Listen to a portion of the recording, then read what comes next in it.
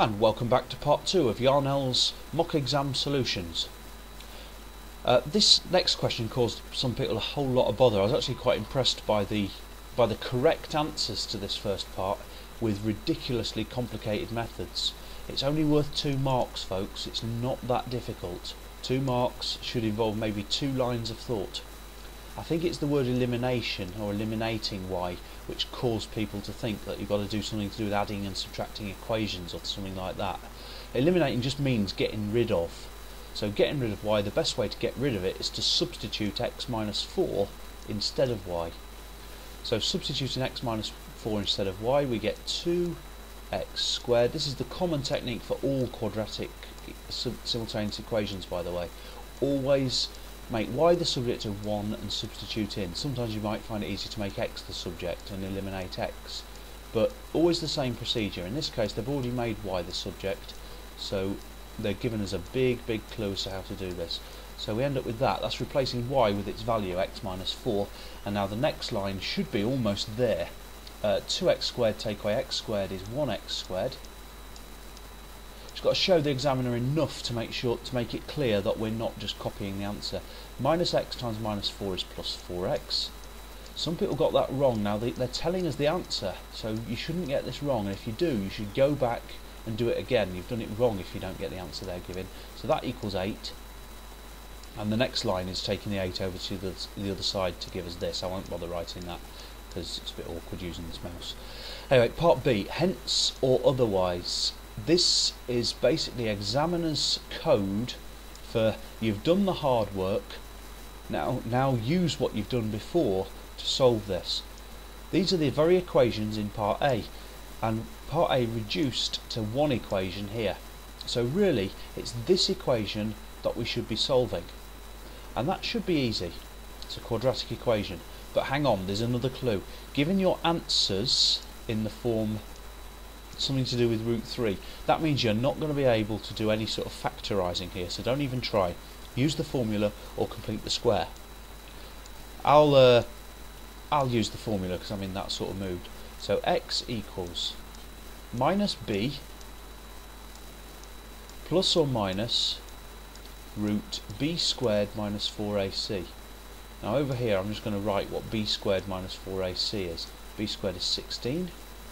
4ac is 4 times minus 8. So minus 4 times minus 8, which is plus 32. So it becomes 48, the bit here. And we divide that by 2a, which is 2.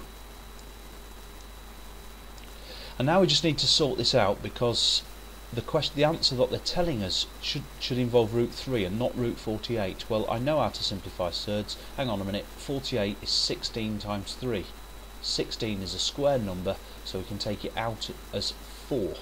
Square root of 16 is 4, so this becomes 4 root 3. When we divide everything by 2, we get minus 4 divided by 2 plus or minus, now remember I said this is 4 root 3 divided by 2, which is 2 root 3. Now if that takes you a couple of lines, fair enough, but you should get to this stage, and that's exactly the form that they say it should look at, so that's given us some sort of idea we're doing it right. This is worth 5 marks and is a simultaneous equations question. You never just have one variable as the answer to a simultaneous equations question. We need the y values as well. But we must make it clear which of the 2 x values goes with which y value. So I'm going to write them as coordinates. When the x value is minus 2 plus 2 root 3, I'm going to figure out the y value. And secondly, I'm going to figure out the y value when the x value is minus 2 minus 2 root 3. So those are the 2 x values. Now let's work out the y value which goes with each. How are we going to do that? Look here. Y equals x minus 4. So all I have to do is subtract 4 from each of these. Now if it's confusing you how to subtract 4 from these, think of it as minus 2 plus x. If you're going to subtract 4 from that, you get minus 6 plus x. This is not really much different. So minus 6, and in this case the x was 2 root 3, plus 2 root 3, and once you've done that, the next one should be very easy at minus 6 minus 2 root 3. Okay, and those are the two pairs of solutions. 7 marks for this whole question, and what it actually boiled down to was a very straightforward simultaneous equation. Well, I say very straightforward, a simultaneous equation where the actual answers were a bit more awkward than usual, but 7 marks. We've seen that question many times. Notice how much room they give us to answer this. It's going to take ages to scroll down here. I'm using the mouse button. Here we go on to number 7. This question appears everywhere as well. It's one of those discriminant questions. How do we know? Well, they usually involve k.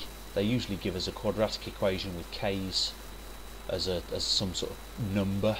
K is just a number, and it's got different real roots. Different real roots means that the discriminant, the bit under the square root, would be a positive number. That means that when we add that number and then subtract that number, we get two different answers. So b squared minus 4ac is positive. Some people just wrote b squared minus 4ac. That doesn't actually tell us anything. You must write that it's positive because it's got different real roots. When they're equal, that's 0, and when it has no real roots, it's negative. So we've now got to show this. How do we do that? Well, we put b squared minus 4ac where b is k, so b squared is k squared, minus 4, a is 1, c is k plus 3. Notice again, they've told us the answer, but I've not used that yet. I'm just going to check that I've got it right at the end by making sure that my answer is the same as theirs. Next line would be k squared minus 4k minus 12, and now I glance at the answer, and that's exactly what they've got as greater than 0. So I've got those 2 marks. I can be pretty confident. Don't ever work backwards. Some people did that for a later question, comes out later. Find the set of possible values of k. Well, we need now to solve this inequality. Way to do it is to draw a sketch of what this would look like. Lots of people did factorise to get k minus 6 times k plus 2. Some people got the minus and the plus the wrong way round. That's careless. So k minus 6 times k plus 2. How do we know it's that way round? Well, because the two numbers must add to make minus 4. Minus 4k. So the two numbers must add to make minus 4, not plus 4. So when k is 6 and when k is minus 2, the only 2 people who drew this graph got it completely right, by the way, so there's a message in there. Most people who got it wrong at this stage didn't even bother thinking of drawing a graph.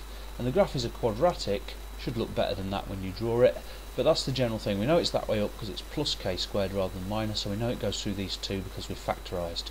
Now, when is this positive? When is this graph greater than 0? Well, the answer hopefully is quite clear. It's greater than 0 for these bits here and this bit here. 2 separate bits where the graph is greater than 0. If you've got 2 separate bits of the graph, you need 2 separate inequalities. This inequality is when k is less than minus 2. And the second is when k is greater than 6. Do not, whatever you do, try to combine these 2 into 1.